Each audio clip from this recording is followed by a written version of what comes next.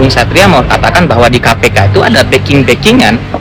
Ya nampaknya begitu, nggak bisa dihindari itu sekarang. Firly ini orangnya Jokowi atau orangnya PDIP kira-kira? Sebenarnya sistem yang kita bangun untuk memberantas korupsi sudah menjadi bagian dari korupsi itu sendiri. Hukum itu jika kita ibaratkan sebagai pedang keadilan atau pisau keadilan, dia tidak akan berani melukai tuannya sendiri atau menjadi bagian yang melukai tubuh keluarga tuannya itu. Tuan hukum ini kekuasaan. Artinya hukum itu adalah alat mereka yang berkuasa. Hukum itu alat bagi mereka yang berkuasa.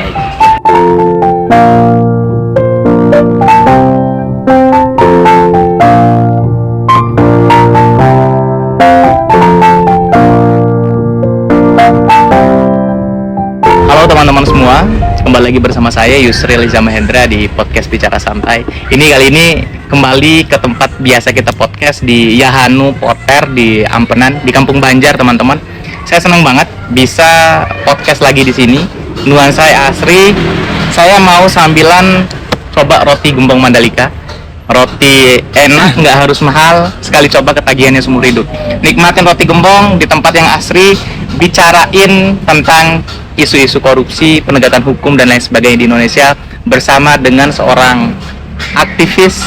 Katanya orang ini aktivis tulen, katanya. Ini kita coba uji dulu nih. Saya sedang bersama dengan Bung Satria Madisa. Bung, selamat datang di podcast Bicara Santai. Oke, selamat datang. Iya. Saya terakhir kita ketemu masih pendek ininya, kumisnya. Sekarang udah ini kayak polisi India kali ya. Ya, pertumbuhannya progresif juga. Iya. Gimana kabar, Bung? Alhamdulillah sehat. Sehat ya? Sehat ya. Ada yang nggak aman berarti di negara itu? Kalau itu banyak gitu. Banyak ya? Banyak. Nah itu kenapa saya undang Bung Satria mampir di podcast Bicara Santai. Kita nggak mau bicarain yang baik-baik. Yang nggak baiknya kita mau bicarain. Itu ya. Salah satu isu yang nggak baik itu, dan ini menjadi aib nih. Salah satu lembaga negara yang kita gantungkan harapan kita terhadap penindakan tindak pidana korupsi justru internalnya korup. Ketua KPK ditangkap atau ditetapkan sebagai tersangka ya. Itu kalau saya lihat-lihat ini sebuah ironi di negara hukum loh. Bung Satria ngelihatnya gimana? Sebenarnya begini Ketua, kalau saya lihat fenomena Firly ini. Pertama, penetapan dia sebagai tersangka pemerasan oleh kepolisian itu sebenarnya patut diduga karena Firly ini tidak menyetes wawasan kebangsaan itu. Karena beberapa waktu yang lalu, ya, itu yang sempat diributin. Iya kan, Firly ini dia singkirkan banyak sekali kan personil di KPK dengan alasan tidak lolos tes wawasan kebangsaan. Itu dari sisi itu saya melihat Firly ini barangkali belum tes TWK dan tidak dinyatakan lulus TWK. Tapi dipaksa lulus. Ya, itu satu. Yang kedua, sebenarnya saya tidak kaget itu, barangkali yang dialami oleh Firly ini adalah hukum karma. Nah ini menarik nih. Gimana tuh? Kenapa saya menyatakan demikian? Bahwa dalam suasana penegakan hukum yang tidak ada sama sekali kepastian hukum, penegakan hukum yang selalu di-brief oleh kekuatan politik dan kekuatan ekonomi, penegakan hukum ini rentan. Pertama, menyalahgunakan kewenangannya. Yang kedua, mengkriminalisasi orang itu. Barangkali doa-doa orang yang dikriminalisasi oleh Firly dan doa-doa orang yang barangkali selama ini disandra kasusnya oleh Firly berbuah bahwa dia ditetapkan sebagai tersangka pemerasan yang angkanya itu besar sekali itu, Ketua, miliaran rupiah kan. Berarti di KPK ada sandra menyandra kasus itu udah bukan lagi rahasia publik mungkin ya. Dulu saya termasuk orang yang memberikan harapan besar kepada KPK sebagai, sebut saja, jalan tengah untuk menangani korupsi yang sangat kompleks di negeri ini. Tapi begitu KPK diasuh oleh Firly, kemudian secara kelembagaan bertanggung jawab pada presiden, maka sebenarnya rasio legis kehadiran KPK itu tidak diperlukan lagi. Kenapa demikian, Ketua?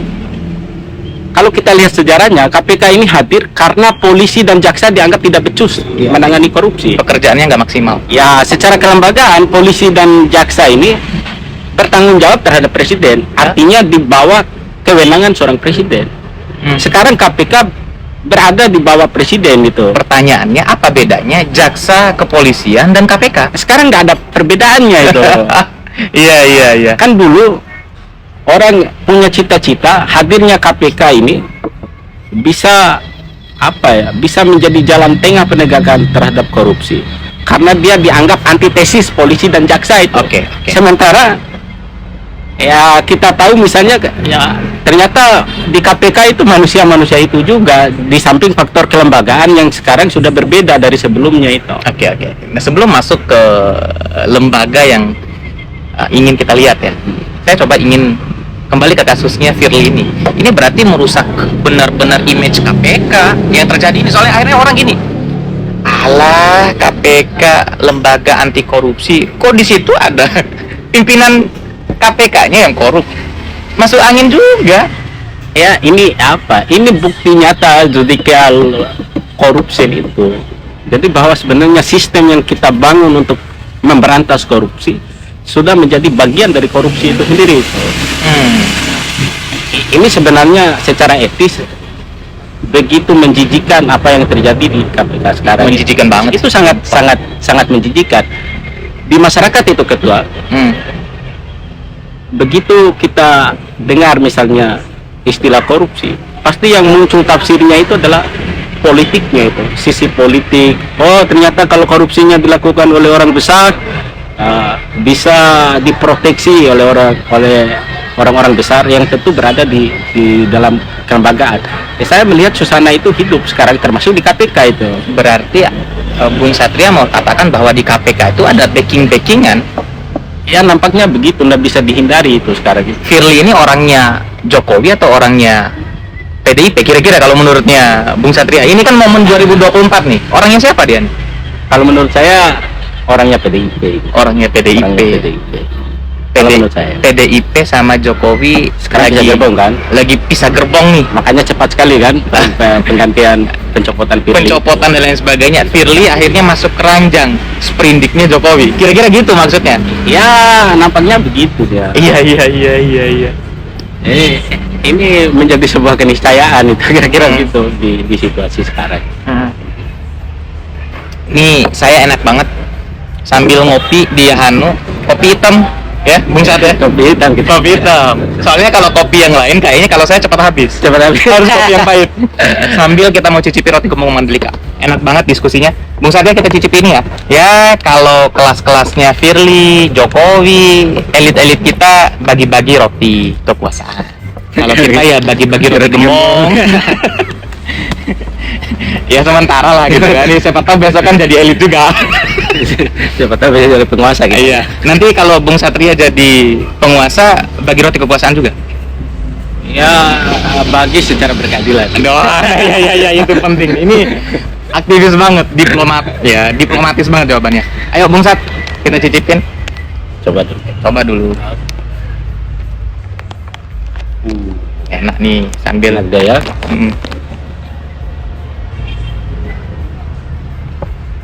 Gimana Bung Sat? Enak tuh. Enak. Gurih. Saya tuh mau lanjut. Berarti kalau kita bicara tentang KPK, ada backingan lah gitu kira-kira gitu. Ada gerbong-gerbong nih antara elit-elit yang ada di KPK. Pasti begitu itu. Karena kalau kita ibaratkan misalnya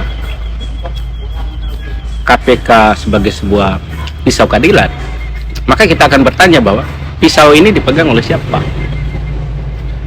Kalau dipegang sama yang berkuasa, ya pasti digunakan untuk memproteksi kekuasaannya itu, atau membuat kekuasaan ini terus berlanjut itu dengan seluruh proses-proses yang kadang-kadang ini sebenarnya proses politik yang dibungkus dengan proses hukum itu.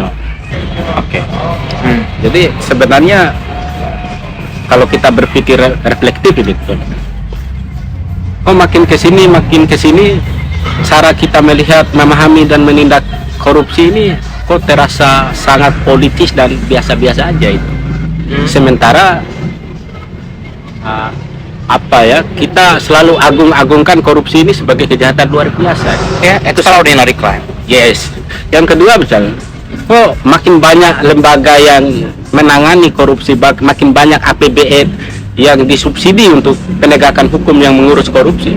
Kok tiap saat korupsi ini makin banyak gitu. Artinya kalau kita berpikir secara radikal, berarti ada yang salah dalam cara kita melihat dan memahami korupsi itu. Jadi saya ingin mengatakan bahwa sepanjang korupsi ini dilihat sebagai sebuah komoditi, maka sampai kiamat pun kita tidak bisa memenangkan pertempuran melawan korupsi. Oke, artinya lembaga negara yang menyelesaikan persoalan korupsi itu panen-panenan, semakin banyak kasus yang diselesaikan, seolah-olah lembaga itu semakin hebat. Semakin hebat itu. Bayangkan misalnya satu dasawarsa ini, tren penanganan terhadap korupsi ini makin banyak, baik secara kualitas maupun secara kuantitas. Lembaganya makin banyak. Ada KPK, kejaksaan, kepolisian. Tapi kok korupsi ini seolah-olah tidak bisa kita temukan hulunya di mana itu. Atau misalkan kalau kita agak radikal, KPK ini nggak ada fungsinya sebenarnya. Kalau saya sebenarnya, ini pribadi, kita tidak bisa menyelesaikan korupsi secara instrumental. Instrumental dalam artian ada masalah korupsi, hadirkan lembaga baru. Kita hadirkan lembaga. Seharusnya kita berani untuk membongkar secara habis-habisan. Misalnya, masalah korupsi ini apa itu? Oke. Kalau ada masalah di kepolisian, ada masalah di kejaksaan, ya benahi kepolisian, ya benahi kejaksaannya. Bukan hadirkan lembaga baru yang seperti yang saya sampaikan tadi, manusia yang isi itu aja itu. Iya. Jadi kesannya kita sebagai sebuah bangsa kehilangan cara, kehilangan pengetahuan untuk sebenarnya ini yang harus kita lakukan itu. Misalnya contoh, korupsi ini kan kompleks ini. Setelah rejim otonomi daerah, korupsi ini merata di seluruh Indonesia itu. Iya. KPK itu hanya berada di Jakarta. KPK itu hanya berada di Jakarta. Sedangkan korupsi bukan hanya di Jakarta. Korupsi ada di mana-mana itu sekarang. Di kampus juga. Siapa yang tidak korup sekarang ketua? Hakim Agung, Hakim Konstitusi. Iya. Di eksekutif, anggota dewan, menteri, kepala daerah, kepala desa, hampir seluruh pejabat publik itu terkapar korupsi sekarang itu. Sementara kelembagaan yang kita agung-agungkan ini hanya KPK itu. Hanya adanya di Jakarta. Hanya ada di Jakarta.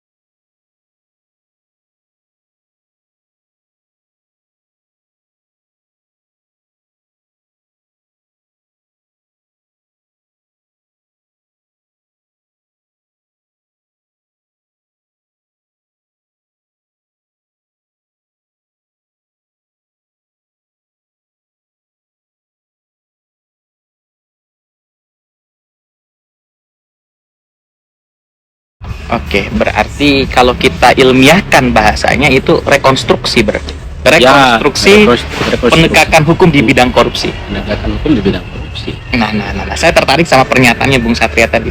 Siapa sih yang nggak korup sekarang? Semua orang korup katanya. Tidak ada yang nggak korup sekarang itu. Iya.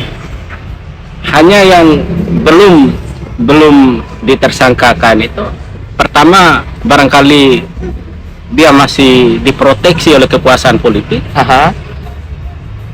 Yang kedua belum kena filter. Kan biasanya penegakan hukum ini kan difilter kan? Dipilih. Dipilih-pilih mana yang harus kita sikat, ini mana yang harus kita jaga apa segala macam. Tapi pada saatnya kalau terus begini, rejim kekuasaan itu berubah, maka berubah pula itu polanya itu. Sebenarnya penegakan hukum di bidang korupsi kita ini kita saling makan aja ini. Ini hanya soal waktu aja. Soal waktu. Siapa yang paling kuat backingannya?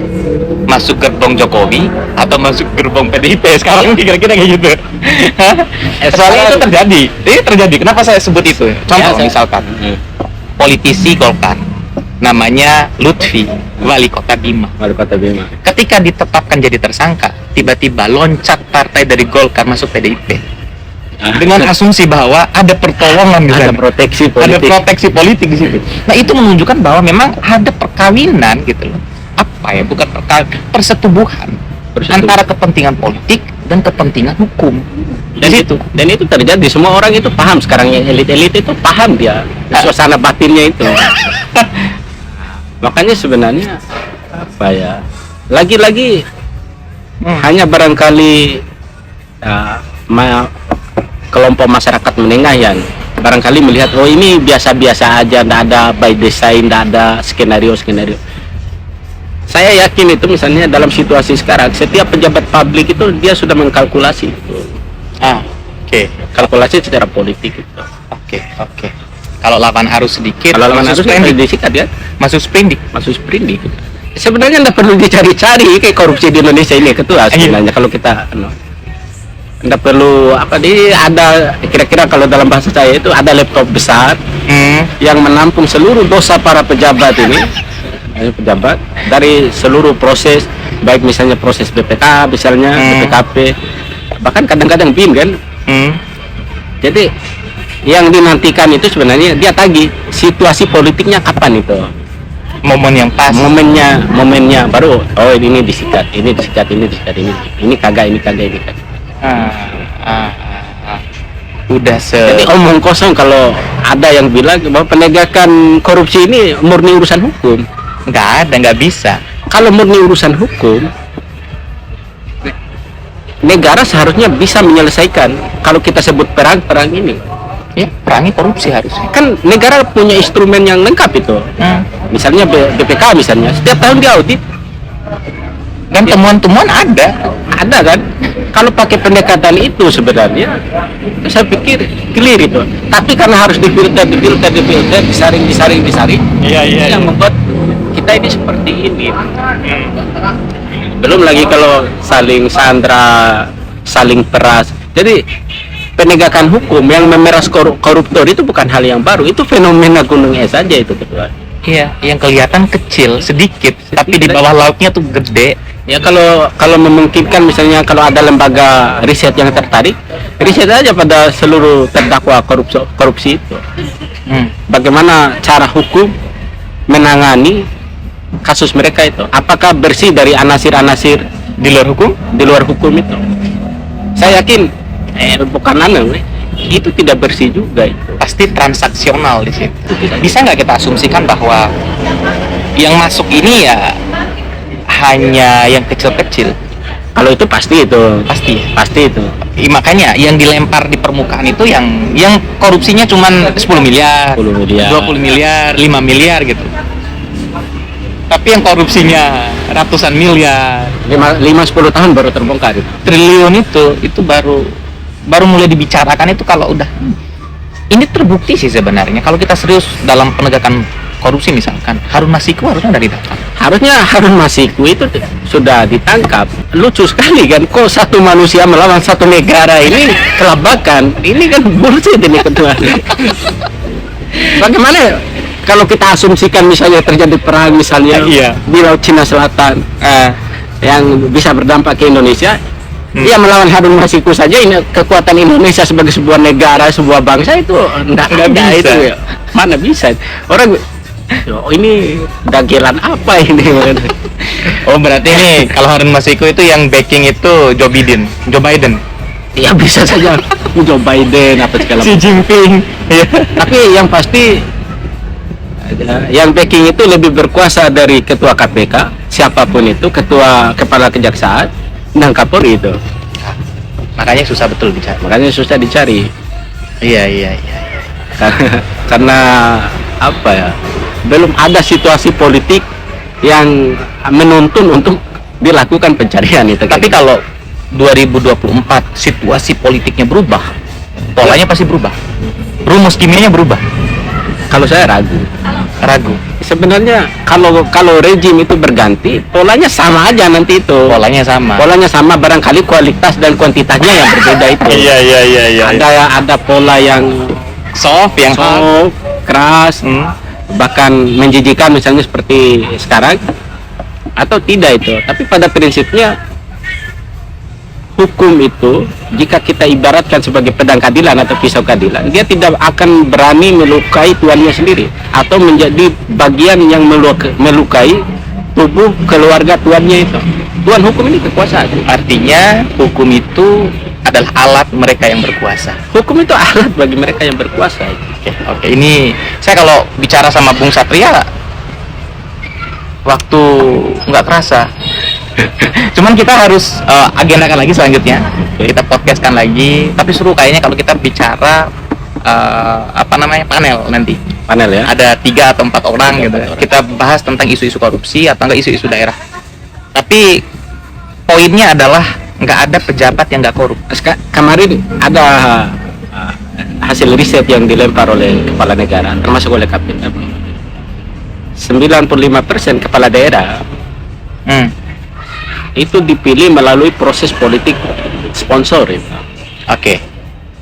Kalau kita analisis secara kritis, berarti kira-kira 95% kepala daerah yang dihasilkan melalui proses politik yang sponsor, dia pasti korup. Pasti korup. Ngembaliin modal atau enggak ngembaliin modal yang sponsori. Ya kan, politik ini kan bukan urusan moral kan? Tapi urusan modal apa segala macam. Iya. Pasti korup itu. Angkanya 95%. Iya, kata Prof Mahfud, kata KPK itu kira-kira begitu, 95%. Oke. Itu yang 95% kita podcastkan di podcast selanjutnya. Gimana, Bung? Oke, makasih banyak udah mampir di podcast Bicara Santai. Cuman saya mau satu hal. Kayak solusi lah kira-kira. Ketika kita bicara tentang praktek korupsi di Indonesia, nggak ada pejabat yang nggak korup, itu apa kira-kira harapannya dan solusi untuk persoalan ini? Sebenarnya hulu dari korupsi kita itu adalah partai politik. Baik. Dan proses-proses politik yang kita lalui itu. Biaya untuk jadi kepala daerah, misalnya bupati, wali kota, gubernur, jangan ditanya presiden, itu sangat besar. Iya. Sangat besar. Belum lagi untuk nyawer-nyawer partai politik, untuk nyawer-nyawer rakyat yang kita juga tahu rakyat kita ini sedemikian transaksional kan. Iya. Jadi sebenarnya mesti ada semacam ijtihad bangsa kita untuk benar-benar berani melihat anatomi dari sistem yang menopang demokrasi kita, itu partai politik. Kalau kita andaikan misalnya partai politik itu tidak menarik setoran yang banyak misalnya kepada para kontestan yang mengikuti pemilu, maka kita bisa optimis bahwa tidak ada beban sosial, beban ekonomi yang ditanggung oleh pemimpin-pemimpin yang dihasilkan oleh partai politik. Selanjutnya itu adalah masyarakat. Masyarakat kita ini kan kadang-kadang begini gitu. Dia ingin pemimpin yang baik, dia ingin penegakan hukum yang baik. Tapi ketika memilih pemimpin yang nantinya bertanggung jawab penuh terhadap penegakan hukum, rasa-rasanya tidak mencerminkan harapan tersebut. Beda yang diingin, beda yang dipilih.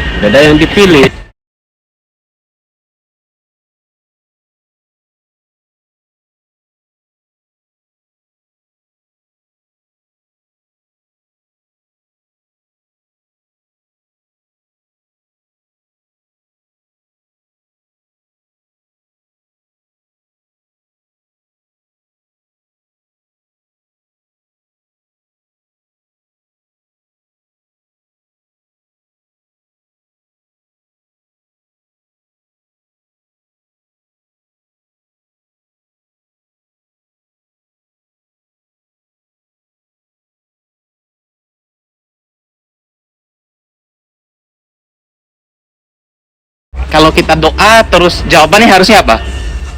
Amin. Amin huruf besar ini.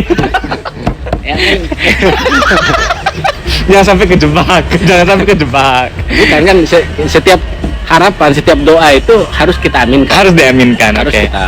Mudah-mudahan penegakan hukum semakin lebih baik lagi.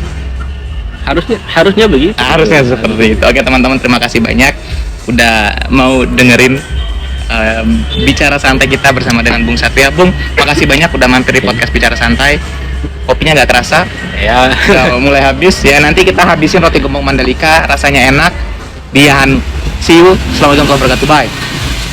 Bung, thank you. Oke, terima kasih. Di sana Bung.